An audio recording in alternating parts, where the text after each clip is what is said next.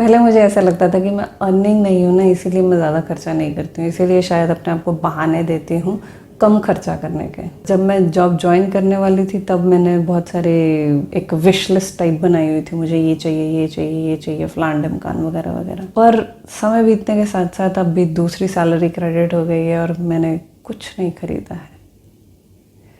ये एक चीज़ है जो ज़ीरो वेस्ट लाइफस्टाइल ने मेरे अंदर मार दी है कि आपके अंदर वो जो भोग प्रवृत्ति होती है ना कि ये भी ले लो, ये भी ले लो, ये भी चाहिए, वो भी चाहिए, पर सच्चाई में आपको उनमें से बहुत कम चीज़ें चाहिए होती हैं या शायद नहीं चाहिए होती हैं।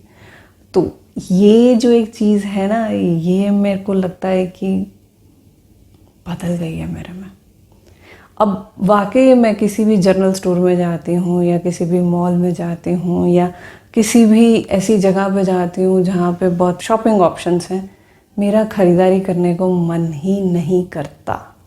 हाँ, कुछ एक चीज़ें मुझे चाहिए, पर मैं उन चीज़ों के लिए बहुत ज़्यादा स्पेसिफिक हूँ कि मुझे ये एग्जैक्टली चीज़ चाहिए।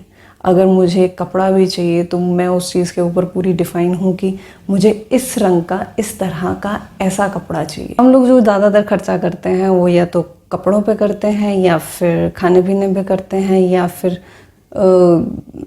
गैजेट्स पे करते हैं। सबसे पहले ये आता है कि यार तुम मतलब ऑफिस जाएंगे, कुछ कपड़े नहीं है मेरे पास। जो फीमेल की सबसे बड़ी प्रॉब्लम होती है कि हमारे पास कपड़े नहीं है। पर मैंने ये चीज़ रियलाइज़ की कि मेरे पास बहुत सारे कपड़े हैं। I am not organized, I am not able to decide what to wear and when we have so many option. तो जब आपके पास ऑप्शंस कम होती हैं ना, वो वाकई में ही आपको बहुत मदद करती हैं। इन द सेंस कि जब ऑप्शन कम होती हैं तो फिर हमारे पास टाइम ज़्यादा वेस्ट नहीं कर सकते, फिर हम उसी के साथ मिक्स एंड मैच करके जुगाड़ निकालते हैं और वो हमारी जो एक वेयरिंग में क्रिएटिविटी है उसको इंक्रीज़ करता है।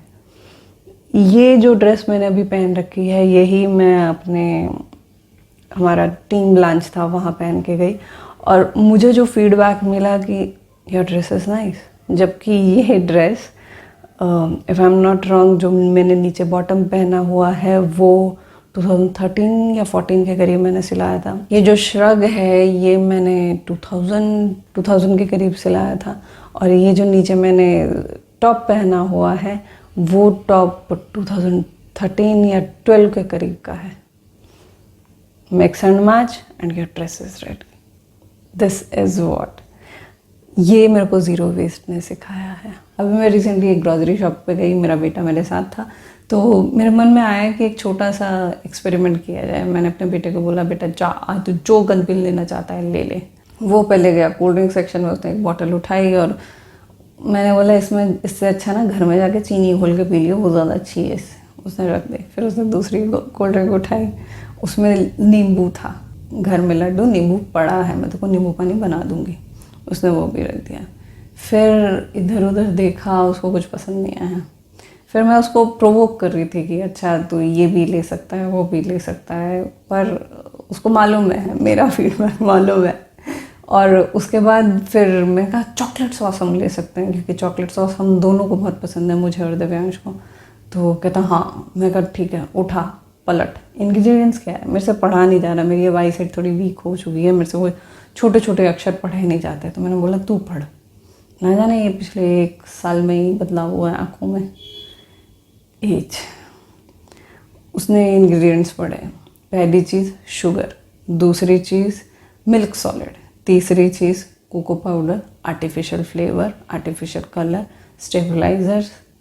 तो मैं 2 मिनट सोचा कि था छोड़ो माँ, आप घर में बनाना, वो ज़्यादा अच्छी बनाते हो आप। मुझे नहीं मालूम मैं जो घर पे बनाती हूँ उसकी एक्सपायरी डेट कितनी है, क्योंकि वो 4 या 5 दिन मैक्स, उससे पहले वो ख़त्म हो जाती है। और बाज़ार की जो चॉकलेट सॉस आप लेके आते हैं उसकी एक्सपायरी डेट 2 साल तक रहती है। दूध की एक्सपायरी डेट 2 साल कैसे हो सकती है, फिर मुझे बताइए प्लीज़।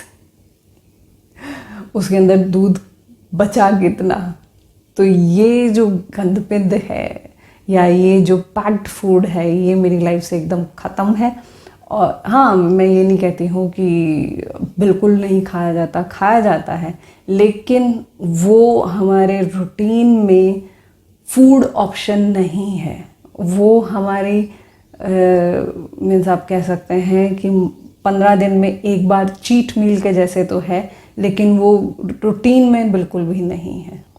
गैजेट में जो भी है मैं उसको जब तक वो अपने प्राण नहीं त्याग देता, या फिर जो रिपेयर शॉप्स होती हैं वो बोल देती कि भाई हमारे पास इसके लायक और कुछ नहीं है, इसको मत ला, हम इसको रिपेयर नहीं कर सकते, तब तक मैं अपने गैजेट्स को छोड़ती नहीं हूँ। अगर आपने मेरे पहले की वीडियोस देखी हैं तो यहाँ पे जहाँ पे मैंने राइट टू रिपेयर की बात की है, मेरा फ़ोन 7 साल पुराना था, पर फिर भी मुझे बहुत दुख लग रहा था कि इसको मैं और रिपेयर नहीं करवा रही हूँ, क्योंकि मार्केट में उसके जो स्पेयर पार्ट्स हैं वो ही अवेलेबल नहीं हैं। ये कंपनीज़ की स्ट्रेटजीज होती हैं कि वो स्पेयर पार्ट्स ही सप्लाई बंद कर देती हैं। राइट टू रिपेयर एक बहुत बड़ी चीज़ है। अगर ये होने लगे तो हमारा इलेक्ट्रॉनिक वेस्ट बहुत ज़्यादा कम हो जाए। तो ये जो चीज़ मेरे अंदर परमानेंटली ज़ीरो वेस्ट लाइफस्टाइल ने बदल दी है, मैं समझ में नहीं आ रहा कि मैं इस चीज़ को लेकर कितनी ज़्यादा खुश हूँ। कुछ बदलाव होते हैं जिनके लिए आपको मेहनत करनी पड़ती है, लेकिन कुछ बदलाव ऐसे भी होते हैं जो करते करते आपके लाइफ में इतने सहज हो जाते हैं कि आपको लगता ही नहीं कि आप उन बदलावों को कर रहे हैं। ये बदलाव उनमें से ही एक है। धन्यवाद।